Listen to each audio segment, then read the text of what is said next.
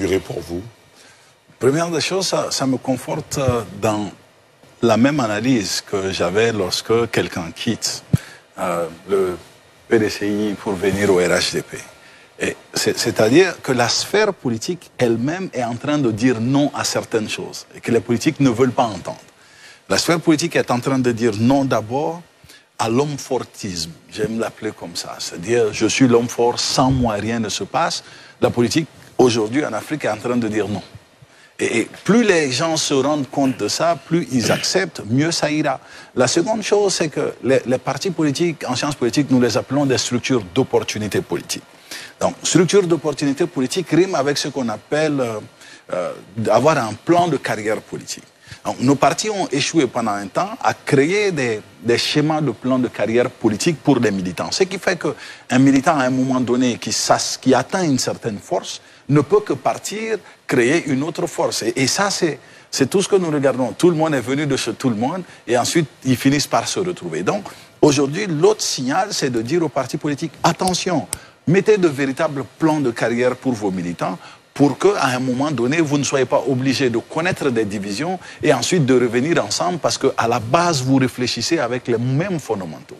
Troisième point sur cette rencontre et d'un point de vue purement électoral, je pense que pendant un temps, en tout cas pendant cette période de pré-campagne, Laurent Gbagbo a réussi d'un coup de maître à se transformer en chef de file de l'opposition.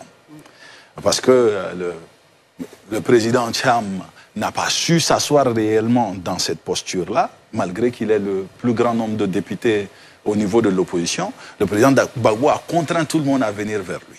Maintenant, cette annonce faite par le Conseil constitutionnel lui coupe l'herbe sous le pied, parce qu'il ne peut plus être le champion de l'opposition, vu qu'il n'est pas en mesure d'aller aux élections. Donc aujourd'hui, qu'est-ce qu'il doit faire? En bon politique, il doit d'abord réajuster sa force, c'est-à-dire, est-ce que seul je peux continuer à tirer des gens qui sont déjà candidats, qui doivent réfléchir à se faire élire, ou est-ce que je peux créer une troisième voie? Et à partir de cette troisième voie, peut-être ramener ceux qui sont candidats à discuter avec moi. Sauf que dans ce jeu, c'est bien vu politiquement, hein, c'est une stratégie connue, sauf que dans ce jeu, il y a quelqu'un qui sort gagnant. C'est le parti au pouvoir. Parce que pendant qu'il faut trouver la bonne formule au sein de l'opposition pour pouvoir faire face au parti au pouvoir, lui, il avance tranquillement et gagne du terrain en grignotant et cadres et militants et aussi de l'espace électoral. Donc, en fin de compte, aujourd'hui, je pense, c'est deux grands acteurs qui doivent répondre à une simple question. Est-ce que c'est la fin de la politique pour nous? Si oui, est-ce que nous sommes d'accord avec cette fin? Et la réponse naturelle, c'est souvent non. Donc, qu'est-ce que nous faisons pour nous maintenir dans le jeu?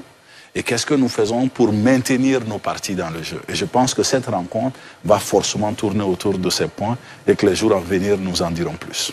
Alors, nous, en télévision, pour maintenir nos intérêts, on est obligé de marquer de courtes pauses pour permettre à nos annonceurs de faire de la publicité sur leur